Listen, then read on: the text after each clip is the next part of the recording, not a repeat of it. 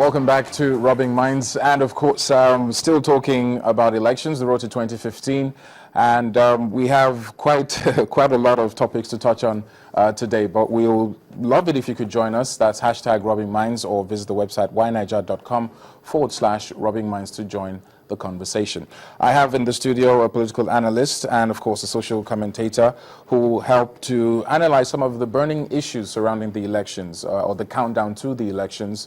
We have the issues of the voters card, we have the issue of the certificate, talking about General Buhari, we have the issue of the parties, and they're moving around across Nigeria now, and everybody trying to touch as many states as possible, because at the end of the day, the votes do count. But the question is, who will come out with the most votes?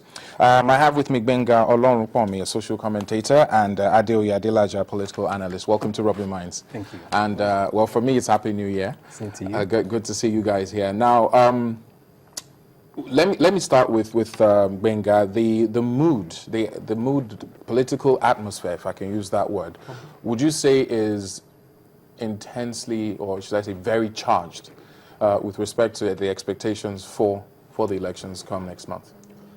Thank you very much. One of the guys I respect a lot, Showore of Sahara Reporters, was here a few months ago and was giving a recount of, his experience when he came down here, and he described these elections as the most anticipated, the most looked forward to elections he has ever witnessed in Nigeria, and I think with good reason.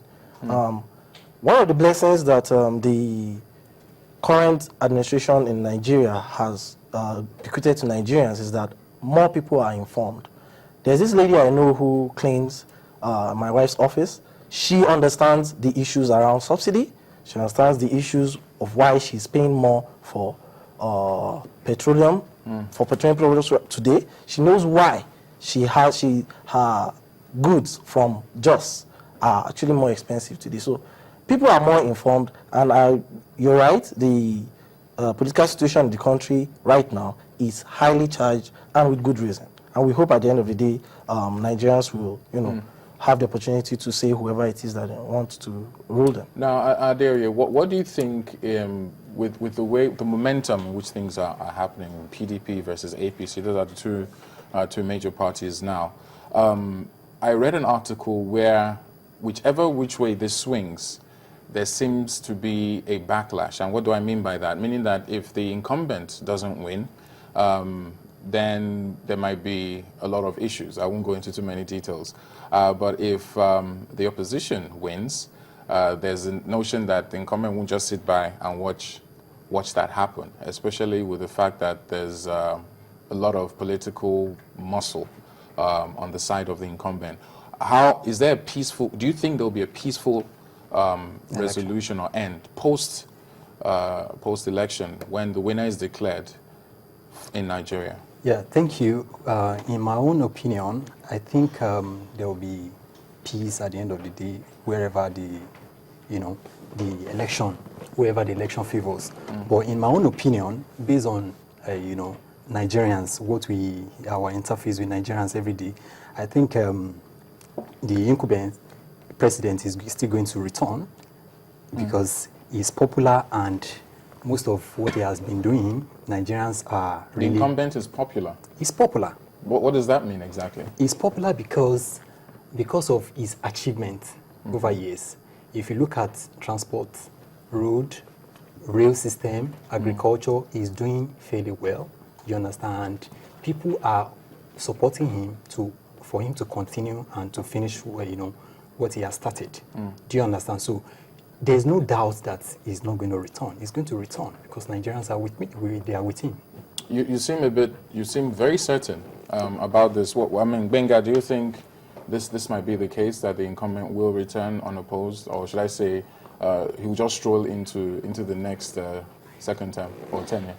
Well, for me, for the fact that you have even said that the tensions is already a symbol, it's already a sign that this government has failed. That you have ideas that you feel that there might be issues post-election, whoever wins, is a sign that that everybody knows that this government has failed. And I'll give you a few instances. A few weeks ago, farmers came out and said they were farmers from some certain states said they were donating 5 million tubers of yam to the presidential aspiration to raise 5 billion naira for General Muhammad Buhari of the APC. And the PDP, on the day that Goodluck Jonathan was coming to Lagos State to campaign, they put out an ad saying that it means that the policies of the agricultural policy of the president has worked. That's why these guys can get 5 billion tubers. And I asked myself, okay, so those policies are so good that these same farmers want Jonathan out.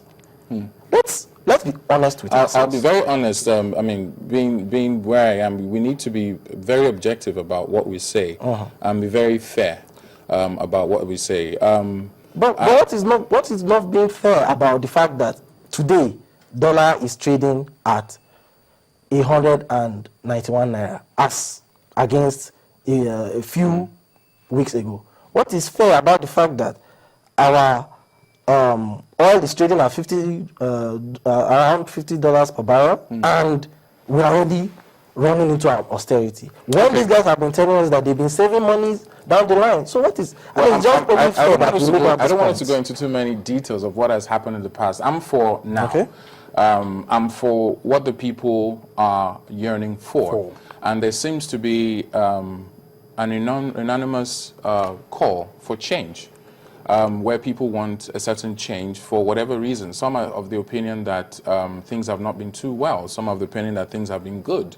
It's one person versus another. But if you look at the campaign trail going on right now, for example, Buhari was in Plateau State and he pulled, I mean, the crowd was enormous. Has to be. And earlier on, I was talking to Joachim about President Jonathan's visit to Borno.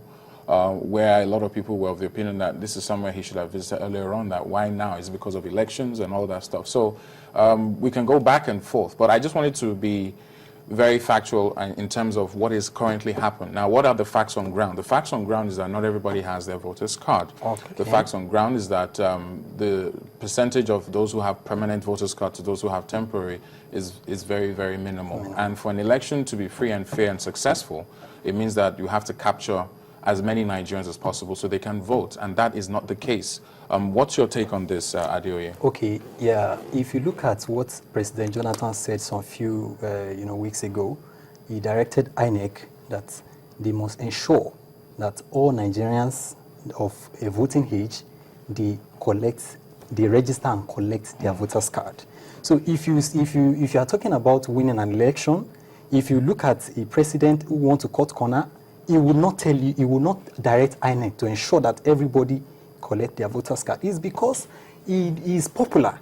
You understand? Nigerians, they want him to continue what he has done. I really want us to, with all due respect, tone down on the issue of popularity. If I become the president of Nigeria tomorrow, by default, I will be popular. Okay. I mean, I'll be on headlines in and out. It's not a question of popularity. The popularity I'm trying to talk about. So maybe be specific. The popularity I'm talking about is if you perform very well, you will be popular. That's what I mean. It's because he has performed very well. That's why he's popular. And if you go to the street in Nigeria, you will see everybody, they want President Jonathan to return. Well, because, hold on, just hold on. Go on. You know, I know what I'm talking about because I go on the street every day. I hear what people say. Do you understand? People actually want him to come back. But of course, you know, this is a political environment whereby you see a lot of media propaganda here and there and all that, you know, things that does not happen.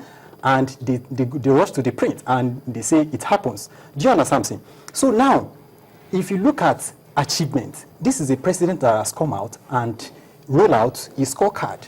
And these are not fictitious, you know, achievements. These are achievements that are traceable that you can actually confirm.